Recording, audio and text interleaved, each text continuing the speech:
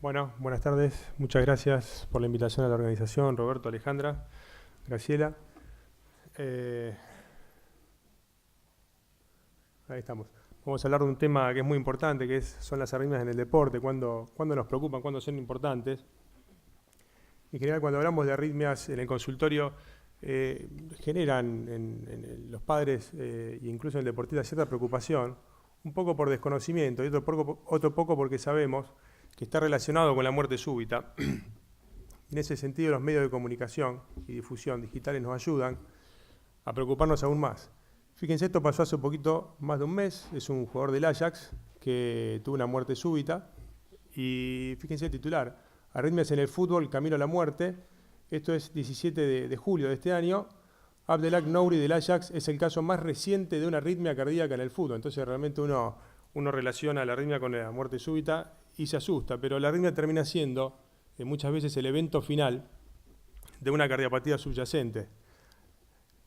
Las cardiopatías subyacentes son las causas de muerte súbita que habitualmente conocemos y las van a exponer en la próxima charla, pero bueno, son miocardiopatías, anomalías de nacimiento coronario, miocarditis, arritmias genéticas que se llaman caranopatías, enfermedades valvulares, otras enfermedades y por supuesto en mayores de 35 años, aterosclerosis coronaria.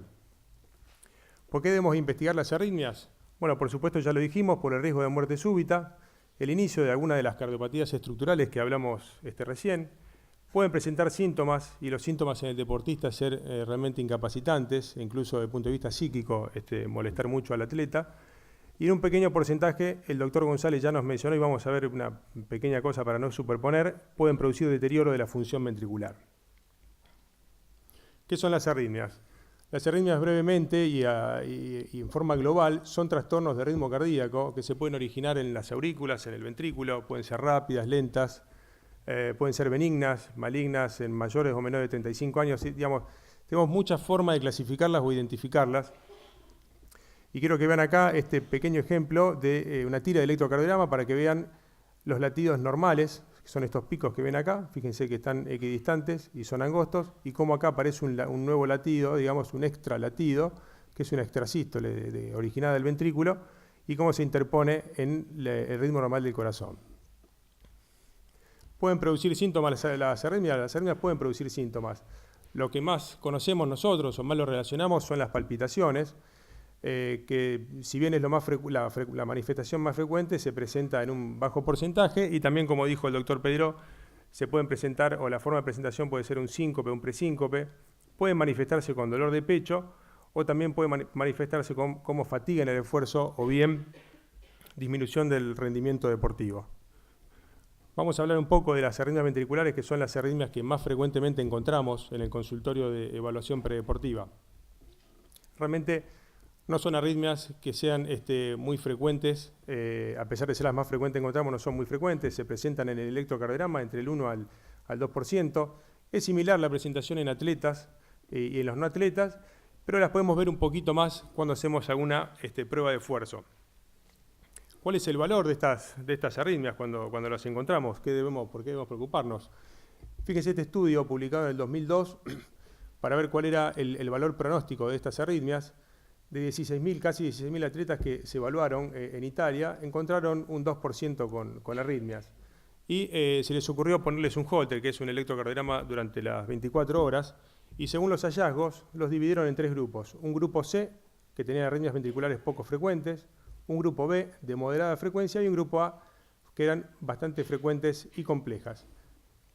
Fíjense en el cuadro de al lado, el dato más importante es que el 93% de todos estos deportistas con arritmias no tenían enfermedad cardíaca, pero los que tenían enfermedad cardíaca estaban concentrados en el grupo A, que eran los que tenían arritmias más frecuentes y más complejas. Y ahí están un poco descritas las enfermedades: prolapso valvular mitral, miocarditis, miocardiopatía dilatada y enfermedad ritmogénica del ventrículo derecho. Es decir que, por lo que venimos diciendo hasta ahora, y como primer mensaje podemos decir que las arritmias ventriculares en presencia de cardiopatía estructural aumentan el riesgo de muerte súbita.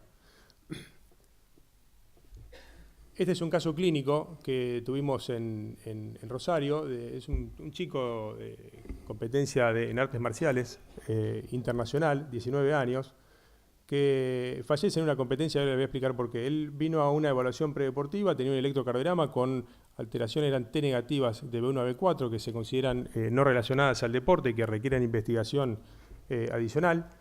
Se le hizo una ergometría donde se observaban extrasístoles aisladas, digamos, acá las estamos viendo, y un ecocardiograma sin alteraciones. Posteriormente se le pidió un Holter, fíjense que acá, como en el grupo A de la diapositiva previa, tenían extrasístoles frecuentes y complejas, y se le pidió una resonancia magnética para dilucidar aún más el diagnóstico y en busca de cardiopatía estructural, y se encontró que tenía esta enfermedad en el ventrículo derecho, y se concluyó, honestamente post-mortem, la posibilidad de que haya tenido una miocardiopatía arritmogénica del ventrículo derecho. Si ustedes ven acá, en esta imagen anatomopatológica, ven un corte, digamos, coronal del corazón. Este es el ventrículo izquierdo y este es el ventrículo derecho. Fíjense el tamaño del ventrículo izquierdo y el del ventrículo derecho. Y acá el ventrículo izquierdo y acá el ventrículo derecho. Esta es la enfermedad que tenía este deportista. Fíjense la gran dilatación y el depósito de grasa y cicatriz que tiene. Esta es una de las enfermedades estructurales que más frecuentemente llevan a la muerte súbita y, bueno, como su nombre lo indica, son arritmogénicas.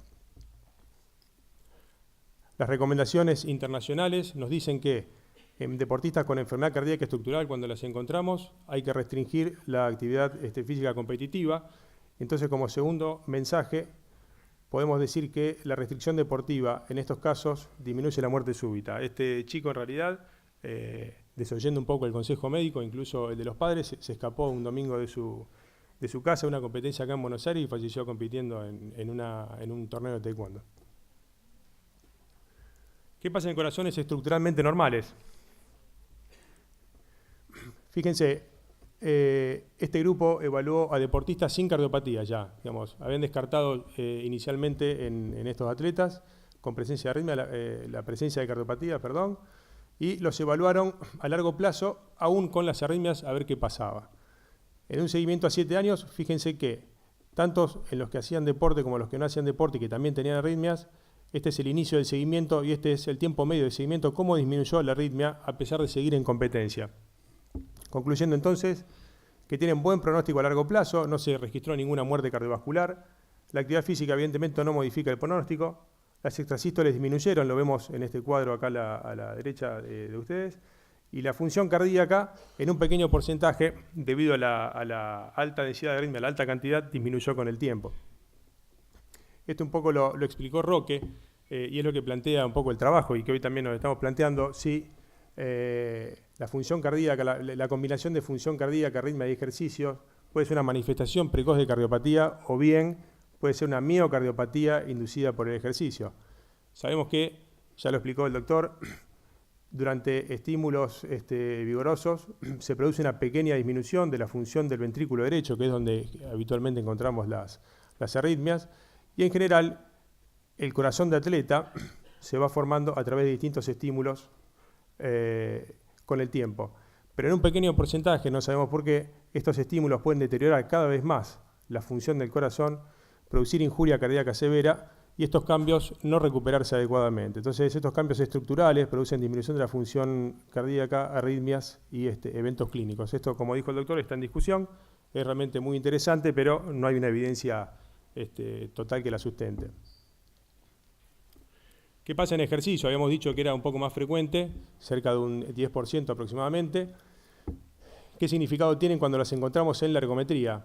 Acá hicieron lo mismo, descartaron las personas que tenían enfermedad cardiovascular y evaluaron a los que tenían arritmias durante el esfuerzo únicamente.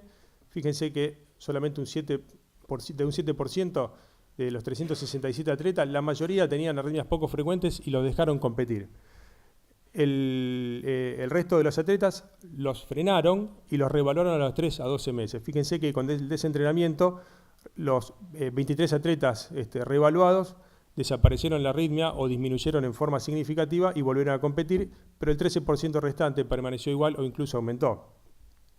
En estos, bueno, se les ofreció a los atletas la posibilidad de realizar un tratamiento, es decir, una cura, una especie de intervención electrofisiológica para curar la arritmia, a lo cual 6 accedieron, se ablacionaron y volvieron a la competencia, y los 7 que se rehusaron se les restringió la actividad física competitiva. Importante, el seguimiento a 7 años de la arritmia encontrada en la ergometría no tuvo eventos cardiovasculares y estaban todos vivos. Tercer mensaje, las arritmias ventriculares en corazones normales realmente tienen buen pronóstico. Estamos hablando de corazones normales cuando descartamos con todos los estudios, electro, eco, resonancia, Holter, etcétera, la posibilidad de enfermedad cardiovascular. Brevemente, arritmias auriculares y trastornos de conducción. Ustedes saben que hay cambios relacionados con el entrenamiento sistemático que se llaman electrocardiograma del deportista o corazón de atleta y que en general, en el caso de lo que respecta a arritmias, sobre todo las de origen auricular, están relacionadas con el predominio del tono parasimpático debido al entrenamiento sistemático. Y podemos encontrar, y lo escuchamos habitualmente, que tenemos la frecuencia cardíaca baja o bradicardia sinusal o arritmia sinusal, y hay algunos ritmos y ciertos grados de bloqueo que en deportistas son considerados normales y no requieren mayor investigación. Sin embargo, en algunos deportistas, realmente es mucho menos frecuente que las arritmias ventriculares, se pueden encontrar bradicardia sinusal extrema y grados crecientes de bloqueo, que en esos casos, por supuesto, se requiere la investigación para tratar de descartar enfermedad. En general no están asociados a miocardiopatías, pero algunas arritmias de origen genético pueden relacionar con, o degeneración precoz del sistema de conducción, pueden explicar algunos de estos cambios. Las taquiarritmias auriculares rápidas y también el Wolff-Parkinson-White, que posiblemente lo hayan escuchado, se corresponden con una vía accesoria que conduce más rápido los impulsos. Digamos, además del sistema de conducción normal, hay una vía que por otro lado conduce los impulsos más rápidos, generando frecuencias cardíacas altas y taquicardia. La prevalencia de Wolff se presenta entre 1 a 300 personas. Es importante esto, tiene bajo riesgo de muerte súbita, pero pueden ser muy sintomáticas por palpitaciones, falta de aire e incluso desmayo durante la práctica deportiva. En estos casos, yo puse acá dos ejemplos de dos basquetbolistas, Leo Gutiérrez y Brusino. Los dos fueron ablacionados con esta intervención un poco que comenté, de taquicardias supraventriculares y volvieron a la competencia una vez solucionado el problema. Entonces, la restricción de deporte competitivo hasta la ablación de la vía accesoria y taquicardias posiblemente sea mandatoria en atletas de alto rendimiento. Brevemente, y volviendo sobre lo que habló el doctor González, y también en relación al aumento del tono parasimpático en los deportistas de alto rendimiento y sobre todo los que tienen grandes volúmenes de entrenamiento durante muchísimo tiempo, hoy está en boga la Asociación de Fibrilación Auricular en deportistas veteranos de alto rendimiento. Y un poco para resumir el tema, porque hay mucha evidencia, es muy interesante, pero es muy extenso, este estudio de 52.000 esquiadores de larga distancia, esta es una carrera que se corre en Suecia.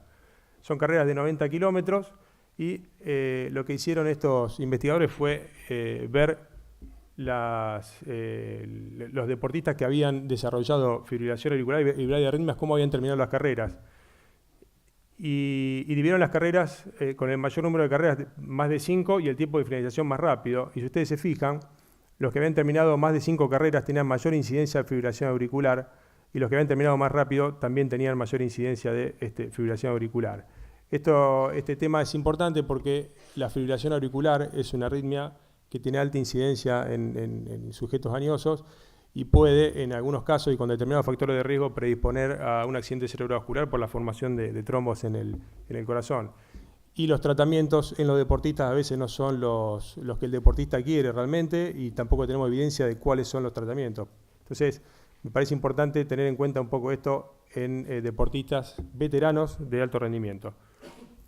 Podemos concluir entonces que las arritmias en deportistas nos preocupan cuando encontramos una cardiopatía estructural, cuando hay formas frecuentes y complejas, cuando aumentan durante el esfuerzo y cuando disminuyen la función cardíaca. Muchas gracias.